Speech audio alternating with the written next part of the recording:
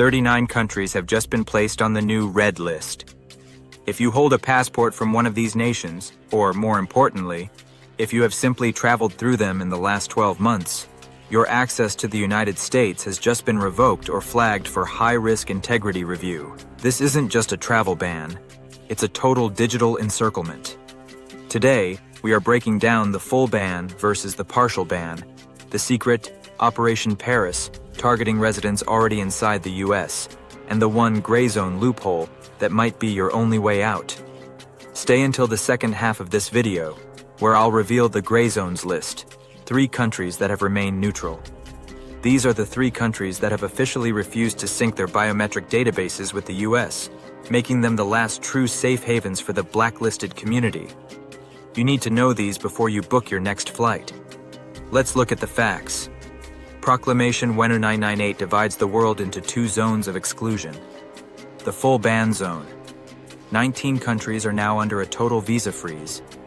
This includes the new Tier 1 additions: Burkina Faso, Mali, Niger, and South Sudan.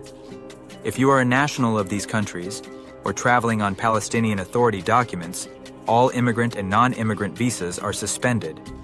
Period. The partial ban zone.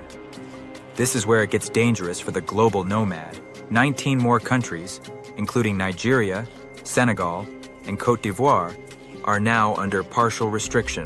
This means no tourism, no business, and no student visas. For the first time, the US is citing identity management deficiencies as a reason to block the most populous nation in Africa. What exactly are identity management deficiencies? In the 2026 proclamation, the US government isn't just saying they don't like these 39 countries. They are saying these countries' documents are invisible to the system. Specifically, the US is flagging nations that refuse to provide passport exemplars. This means the US doesn't have a master copy of what a real passport from that country should look like, making every traveler from that region a fraud suspect by default. Lack birth reporting infrastructure. If a country still uses handwritten birth certificates or doesn't report deaths to Interpol, the US now considers every identity from that nation unverifiable. If you are a student, a spouse, or a business traveler from these zones, you aren't being rejected because of who you are. You're being rejected because the US system can't track your history. If you're an expat living in any of these zones, your escape route back to the West has just been cut. This is the expat trap. Many of you move to West Africa or Southeast Asia to escape the high cost of living in the US. You may be living well on $1,000 a month. But here is the economic reality. Insurance providers for digital nomads are already updating their high-risk clauses. If you are currently in a partial ban country, like the Gambia or Mauritania, your travel insurance may no longer cover medical evacuation to the US. Furthermore, for my expats and digital nomads living on $1,000 a month in places like Mali, listen closely. The border isn't just at the airport, it's in your router. VPN providers are reporting deep packet inspection at the borders of these 39 nations. The 2026 proclamation includes a surge in deep packet inspection, or DPI. Most people think a VPN hides everything. It doesn't. While a standard firewall only looks at the header of your data, where it's going, DPI looks at the payload, the actual contents. Governments are now using DPI to identify VPN signatures. They can see that your traffic is encrypted, which, under the new 2026 standards, is enough to flag you for integrity review the moment you try to re-enter the US. If your digital footprint doesn't look like a normal tourist, your devices will be seized at the gate. The blacklisted border isn't just a physical wall, it's a digital one. Stop. We need a mid-video reset. If you are currently traveling or residing in a red zone country, here is your 2026 safety protocol, the digital scrub. If you are entering the US from a partial ban nation, assume your devices will be searched. Under the new integrity review, refusal to provide a passcode is now an automatic 5-year travel ban. The $45 fee. If you are a US resident returning without a real ID, as of February 1st, you will be hit with the $45 TSA Confirm ID fee. This is not a suggestion. It is a mandatory identity tax. The paper trail. Always carry physical copies of your original visa approval and your admission stamp. Do not rely on your phone. We are building a database of border experiences. If you have been stopped, questioned, or seen secondary inspection surges in Minnesota or at JFK this week, report your experience in the comments. We are our own watchdog. Now, let's talk about what's happening inside the borders. It is 5 a.m. in Minneapolis. Armed DHS agents are knocking on doors. This is Operation Paris, post-admission refugee, re-verification and integrity, strengthening. Started in Minnesota, this operation is re-examining the cases of 5,600 refugees who haven't yet received their green cards.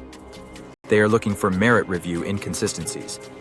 If you were resettled under the Welcome Corps program in 2024 or 2025, you are the primary target. The protocol: if you hear that knock, do not open the door unless they present a warrant signed by a judge. A notice of inspection is not a warrant. These agents are looking for moral character inconsistencies. Did you work a side job not on your taxes? Did you travel to a red list country to visit family? In 2026, these are no longer minor issues. They are grounds for immediate removal referral to ICE.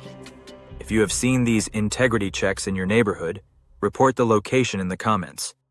We are mapping the raids in real time. Reports are coming in of early morning integrity checks. This is a coordinated effort to use the Jan 1st proclamation to revoke status from those already here.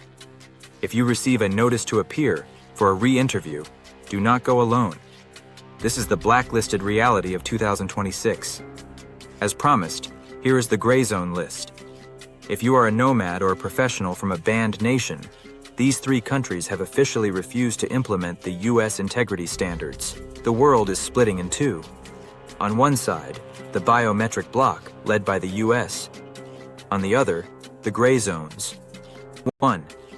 Ghana, the African hub. Through the Right of Abode program, Ghana has become a fortress for the diaspora. Crucially, Ghana's 2026 migration policy refuses to share biometric exemplars with the U.S., making it a blind spot for Western surveillance. 2. Panama, the financial hub. The friendly nation's visa has been updated for 2026. For a $200,000 investment, you get a qualified investor status in 30 days. Panama is known as the Bank of the Blacklisted because they do not report your financial presence back to U.S. systems. 3. Thailand, the nomad hub. The 2026 LTR visa, long-term resident, has actually loosened its rules. They have lowered the corporate revenue threshold to $50 million, welcoming work from Thailand professionals who have been canceled by Western banking or travel restrictions. If you are caught in the identity deficiency net, your only hope is a secondary residency in a gray zone. Do not wait for the February 3rd Haiti TPS deadline or the next Operation Paris surge. The borders are no longer physical. They are data-driven. If the data says you don't exist, the gate won't open. The borders are closing, but the blacklisted community is growing. Watch your stamps. Watch your data. And most importantly, watch out for each other. I've put the full list of the 39 red zone countries and the gray zone visa requirements in our private database linked below. I'll see you at the next border. Make sure you watch The Great Exodus next, and I'll see you in the next one.